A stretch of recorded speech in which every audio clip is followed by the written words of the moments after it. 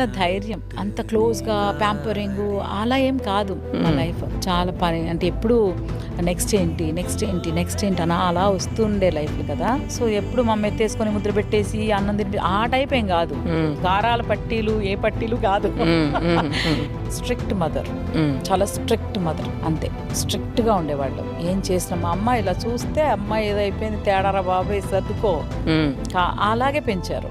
అలానే మా అమ్మ మీద నాకు ప్రేమ కంటే గౌరవం ఎక్కువ, భక్తి ఎక్కువ. సో అమ్మ గురించి అమ్మ ఇంకా అమ్మ షీజ్ ఎవ్రీథింగ్. చాలా మంది చెప్తారు మిమ్మల్ని బాగా పెంచారు. పెంచడానికి మా అమ్మ టైం తీసుకుని ఏం పెంచలేదు.